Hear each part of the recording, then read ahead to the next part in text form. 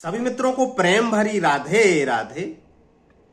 आज हम चर्चा करेंगे हमारी सामाजिक व्यवस्था और उस पर किए गए ओशो रजनीश के व्यंग पर। आचार्य रजनीश ओशो ने कहा था कि यदि पति पत्नी भी बच्चा पैदा करते हैं शादी के बाद, शादी करके भी बच्चा पैदा करते हैं और पति पत्नी में प्रेम नहीं है, यदि आत्मा का आत्मा से लगाव नहीं है, तो वो होने वाले बच्चे नाजायज हैं। ये ओशो रजनीश का कहना था। और समाज क्या कहता है? समाज कहता है कि यदि विवाह ना हुआ हो और एक लड़का लड़की को प्रेम हो जाए और उनको बच्चा हो जाए तो समाज तो उसे नाजायज औलाद कहेगा, नाजायज संतान कहेगा। लेकिन प्रकृति नाजायज नहीं मानती। प्रकृति ये नियम ही नहीं जानती समाज के बनाए हुए। प्रकृति थोड़ी जानती है कि शादी नहीं हुई तो अभी बच्चा नहीं होना है। स्त्री पुरुष के अंडाणु और शुक्राणु का मिलना होता है कि प्रकृति तो भ्रूण बना देती है, प्रकृति तो चेतना का आविर्भाव कर देती है। लेकिन समाज ऐसा मानता है। ओशो को गलत मत समझना। ओशो ये कह रहे हैं कि विवाह से प्रेम पैदा हो यह अनिवार्य नहीं है।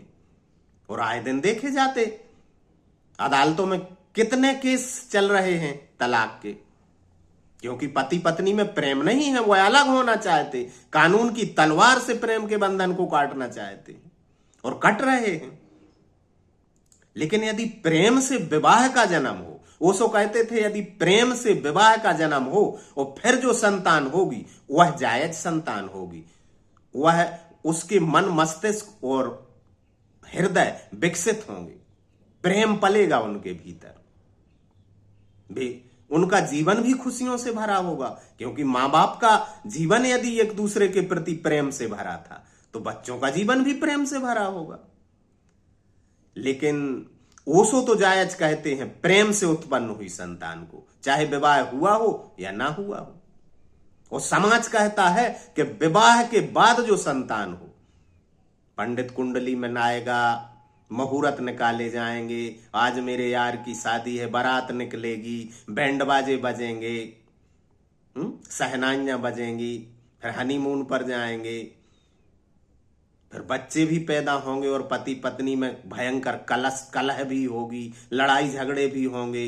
और उस लड़ाई झगड़े और उस कलह, उस नफरत और उस आपसी बेमनस्य का गहरा प्रभाव बच्चों के ऊपर पड़ता है, बच्चों के मनस पर पड़ेगा, बच्चों के हृदय पर पड़ेगा।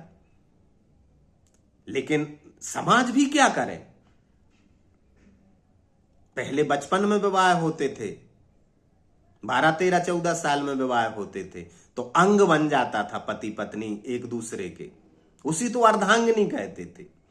लेकिन अब पूर्ण अवस्था में यदि विवाह हो रहे 22, 24, 25 साल में, तो मां बाप को छूट दे देना चाहिए। ओशो कहते थे मां बाप को छूट दे देना चाहिए ताकि विवाह अपने अनुकूल कर सकें। और यदि वे अपने मन से विवाह करेंगे तो मां बाप के आशीर्वाद भी मिल जाएंगे। तब क्या होगा?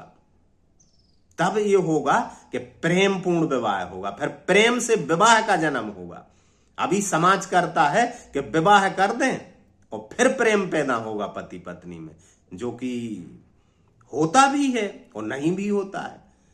60% पति पत्नी में तो कलह बनी रहती जीवन भर, क्योंकि विवाह से प्रेम पैदा हो यह अनिवार्य नहीं है। लेकिन प्रेम से विवाह पैदा हो तब ज्यादा उपयुक्त रहेगा। परंतु इसमें एक चीज की और जरूरत है मेरे अनुसार। ओशो ने तो नहीं कहा, लेकिन मैं कहता हूं कि प्रेम से विवाह पैदा हो और उसमें भी मां बाप का आशीर्वाद मिले, तब ज्यादा सुखमय जीवन रहेगा। यदि मां बाप नाराज हैं, उसके विरोध में है तुम्हारे प्रेम के, और फिर भी विवाह किया है, तो तुम्हें भी पछतावा बना रहेगा और मां बाप भी हृदय से स्वीकार नहीं करेंगे, तो और कलह होगी। प्रेम विवाह में भी कलह हो जाएगी। हाँ, मां बाप साथ दें, आशीर्वाद दें, स्वीकार करें बच्चों के प्रेम को, तब सुखमय जीवन बन जाएगा, तब उनके जीवन में फूल खिल जाएंगे। और मैं कह रहा था नाजायज किसे कहते हैं? पति पत्नी भी हैं यदि और उनमें प्रेम नहीं है, सिर्फ शारीरिक भूख की वजह से और आकर्षित हुए हैं, संभोग घटित हुआ है और बच्चे हुए हैं, तो वह संतान ओशो की नजर में नाजायज है। समाज तो नाजायज नहीं मानेगा, कानूनी अधिकार भी मिल जाएगा, लेकिन पति पत्नी को प्रेम थोड़ी समाज दिला करवा पाता। पति पत्नी में आपस में हेल मेल थोड़ी समाज करवा देगा। वो तो गुण मिलना चाहिए। गुण से मतलब वो पंडित कुंडली वाले गुण नहीं बोल रहे, प्रेम वाले गुण, स्वभाव मिलना चाहिए, तो बड़ा सुखमय जीवन बनेगा। ऐसा होना चाहिए। उटोपिया है, कल्पना है कि ऐसा होता कभी नहीं है। समाज कभी नहीं, समाज ऐसा ही चलता रहता, सदियों से, हजारों हजारों वर्ष से यही चल रहा है। एक कुरीति को सुधारें तो दूसरी पैदा हो जाती है।